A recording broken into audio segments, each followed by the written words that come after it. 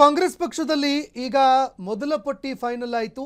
ಈ ಬೆನ್ನಲ್ಲೇ ಎರಡನೇ ಪಟ್ಟಿಯತ್ತ ಮಂತ್ರಿಗಿರಿಗಾಗಿ ಎಲ್ಲರೂ ಕಣ್ಣಿಟ್ಟಿದ್ದಾರೆ. ಆಕಾಂಕ್ಷಿಗಳ ಒತ್ತಡ ತಂತ್ರ ಮತ್ತೆ ಮುಂದುವರಿತಾ ಇದೆ. ಎರಡನೇ ಪಟ್ಟಿಯಲ್ಲಾದರೂ ಗಿಟ್ಟಿಸಿಕೊಳ್ಳಬೇಕು ಅಂತ ನಾಯಕರು ಮುಂದಾಗ್ತಾ ಇದ್ದಾರೆ. ಯಾದಗಿರಿ ಶಾಸಕ ಚೆನ್ನಾರೆಡ್ಡಿ ಪರವಾಗಿ ಬೆಂಬಲಿಗರು ಹಕ್ಕೊತ್ತಾಯ ಮಾಡ್ತಾ ಇದ್ದಾರೆ. ಚೆನ್ನಾರೆಡ್ಡಿಗೆ ಮಂತ್ರಿಗಿರಿ ಕೊಡಬೇಕು ಅಂತ ಬೆಂಬಲಿಗರು ಆಗ್ರಹಿಸ್ತಾ ಇದ್ದಾರೆ. ಚೆನ್ನಾರೆಡ್ಡಿ ಅವರ ಹಿರಿತನವನ್ನು ಗುರುತಿಸಬೇಕು, ಮಂತ್ರಿಗಿರಿ ಕೊಡಬೇಕು ಅವರಿಗೆ ಅಂತ ಅವರ ಹಿಂಬಾಲಕರು ಒತ್ತಾಯವನ್ನು ಮಾಡ್ತಾ ಇದ್ದಾರೆ.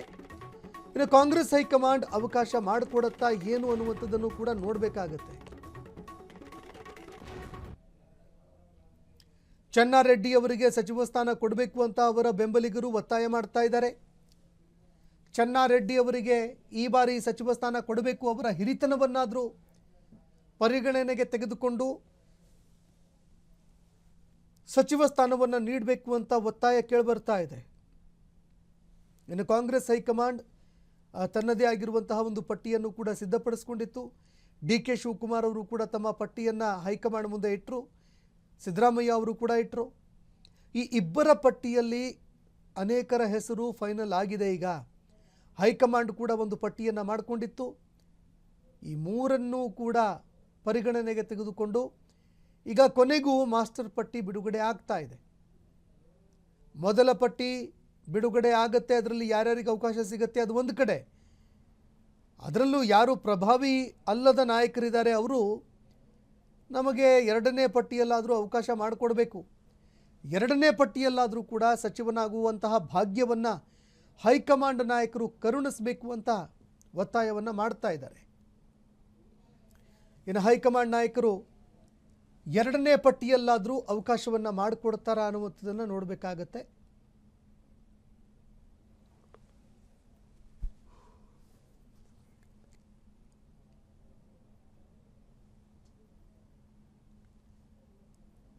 ಇನ್ನು ಯಾದಗಿರಿ ಶಾಸಕ ಚೆನ್ನಾರೆಡ್ಡಿ ಅವರ ಪರವಾಗಿಯೂ ಕೂಡ ಬೆಂಬಲಿಗರು ಒತ್ತಾಯವನ್ನು ಮಾಡ್ತಾ ಇದ್ದಾರೆ, ಹಕ್ಕೊತ್ತಾಯವನ್ನು ಮಾಡ್ತಾ ಇದ್ದಾರೆ. ನಮ್ಮ ನಾಯಕರಿಗೆ ಸಚಿವ ಸ್ಥಾನವನ್ನು ಕೊಡಬೇಕು ನೀವು ಅಂತ ಒತ್ತಾಯವನ್ನು ಮಾಡ್ತಾ ಇರುವಂಥದ್ದು. ಇನ್ನು ಕಾಂಗ್ರೆಸ್ ಹೈಕಮಾಂಡು ಚೆನ್ನಾರೆಡ್ಡಿ ಅವರ ಹಿರಿತನವನ್ನು ಪರಿಗಣನೆಗೆ ತೆಗೆದುಕೊಳ್ಳುತ್ತಾ ಅನ್ನುವಂಥದ್ದನ್ನು ನೋಡಬೇಕಾಗುತ್ತೆ. ಈ ಬಗ್ಗೆ ಮಾತನಾಡೋದಕ್ಕೆ ಯಾದಗಿರಿ ಶಾಸಕರಾಗಿರುವಂತಹ ಚೆನ್ನಾರೆಡ್ಡಿ ಅವರು ಫೋನ್ ಸಂಪರ್ಕದಲ್ಲಿ ಜಾಯ್ನ್ ಆಗಿದ್ದಾರೆ. ಸರ್ ನಮಸ್ಕಾರ. ಸರ್ ಕೇಳಿಸ್ತಿದ್ಯಾ? ಕೇಳಿಸ್ತಿದೆ, ಹೇಳಿ. ಈಗ ನಿಮ್ಮ ಕಾರ್ಯಕರ್ತರು, ನಿಮ್ಮ ಬೆಂಬಲಿಗರು ನಿಮಗೆ ಸಚಿವ ಸ್ಥಾನ ಸಿಗಬೇಕು ಅಂತ ಹೇಳ್ತಾ ಇದ್ದಾರೆ, ಒತ್ತಾಯವನ್ನು ಮಾಡ್ತಾ ಇದ್ದಾರೆ. ಮೊದಲ ಪಟ್ಟಿ ಇನ್ನೇನು ಕೆಲವೇ ಕ್ಷಣದಲ್ಲಿ ಬಿಡುಗಡೆ ಆಗುತ್ತೆ ಸರ್. ಎರಡನೇ ಪಟ್ಟಿಯಲ್ಲಾದರೂ ನಿಮಗೆ ಅವಕಾಶ ಸಿಗುತ್ತಾ, ಹೇಗೆ ಅಂತ? ಇಲ್ಲ, ಮೊದಲನೇ ಪಟ್ಟಿಯಲ್ಲಿ ಹಿರಿಯ ಮಂದಿ ಕೊಡ್ತಿದ್ದಾರೆ, ಅದು ಈಗಾಗಲೇ ಬಿಡುಗಡೆ ಆಗಿರಬೇಕು ಅಲ್ಲಿ ಹೈಕಮಾಂಡ್ ನಲ್ಲಿ. ಎರಡನೇ ಪಟ್ಟಿ ಇನ್ನೂ ಲೇಟ್ ಆಗಬಹುದು, ಅದು ಹೈಕಮಾಂಡ್ ಬಿಟ್ಟು ವಿಚಾರ. ಇಲ್ಲಿ ನಮ್ಮ ಕಾರ್ಯಕರ್ತರಿಗೆ ಬಟ್ ಆಸೆ ಇರ್ತದೆ, ನಮ್ಮ ಯಾದಗಿರಿ ಡೆವಲಪ್ಮೆಂಟ್ ಆಗ್ಬೇಕಾದ್ರೆ ಸಚಿವ ಸ್ಥಾನ ಸಿಕ್ಕರೆ ಚೆನ್ನಾಗಿರ್ತದೆ ಅಂತ. ಆದ್ರೆ ಈಗಾಗಲೇ ಆಲ್ರೆಡಿ ದರ್ಶನಾಪುರ ಅವರು ಇದ್ದಾರೆ. ಅವರು ಒಂದ್ ವೇಳೆ ಏನೋ ಆಗದಿದ್ದ ಪಕ್ಷದಲ್ಲಿ ಏನೋ ಬರ್ಬೋದು, ಇಲ್ಲಪ್ಪ ಅಂದ್ರೆ ಅವರೇ ಕಂಟಿನ್ಯೂ ಆದ್ರೆ ಆಗ್ಬಹುದು.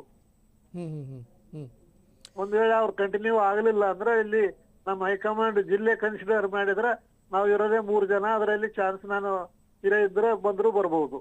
ಅದು ಏನಿದ್ರು ಹೈಕಮಾಂಡಿಗೆ ಬಿಟ್ಟು ವಿಚಾರ. ಹೈಕಮಾಂಡ್ ಹೇಳಿದಂಗೆಲ್ಲ ನಾವು ಕೇಳ್ಕೊಂಡು ಹೋಗ್ಬೇಕಷ್ಟೇ. ಓಕೆ, ನಿರೀಕ್ಷೆಗಳಿದೆಯಾ ಸರ್ ಈ ಬಾರಿ ಸಚಿವ ಸ್ಥಾನ ಸಿಗುವಂಥದ್ದು? ಎಲ್ಲರಿಗೂ ಆಸೆ ಇರ್ತದೆ, ಖರೆ ಅದ್ರ ಸಿಗೋದು ಬಿಡೋದಲ್ಲ ಹೈಕಮಾಂಡ್ ಅಲ್ಲ. ಯಾಕಂದ್ರೆ ಆಸ್ಪಿರೆಂಟ್ಸ್ ಬಹಳ ಇದ್ದಾರೆ. ಈಗಾಗಲೇ 2 ತಂಡ ಅಂದ್ರೆ ಸಿದ್ದರಾಮಯ್ಯನ ಫಾಲೋವರ್ಸ್ ಇದ್ದಾರೆ, ಡಿ.ಕೆ. ಶಿವಕುಮಾರ್ ಫಾಲೋವರ್ಸ್ ಇದ್ದಾರೆ. ರಶ್ ಜಾಸ್ತಿ ಇದೆ, ಅಲ್ಲಿ ಸೀಟ್ ಕಡಿಮೆ ಇದೆ. ಏನಾಗ್ತದೆ ನೋಡ್ಬೇಕು ಮುಂದೆ. ಈಗ ಮತ್ತೊಂದು ಕಡೆ ಸರ್, ಒಂದು ವೇಳೆ ಸಚಿವ ಸ್ಥಾನ ಸಿಗದೆ ಇದ್ರೆ ಯಾರು ಕಾರ್ಯಕರ್ತರು ಇರ್ತಾರೆ ಅವರಲ್ಲಿ ಅಸಮಾಧಾನಕ್ಕೂ ಕೂಡ ಕಾರಣ ಆಗತ್ತೆ. ಆಗ್ಬೋದು.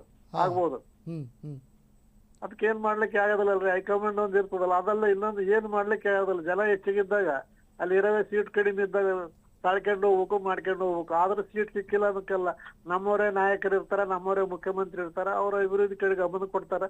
ಹಿಂಗಾಗಿ ನಮ್ಮ ಯಾದಗಿರಿಗೆ ಅಭಿವೃದ್ಧಿ ಮಾಡ್ಲಿಕ್ಕೆ ನಾವು ಪ್ರಯತ್ನ ಮಾಡ್ತೇವೆ. ಓಕೆ, ಧನ್ಯವಾದಗಳು ಚೆನ್ನಾರೆಡ್ಡಿ ಸರ್ ನಮ್ಮ ಜೊತೆಗೆ ಮಾತನಾಡಿದ್ದಕ್ಕೆ.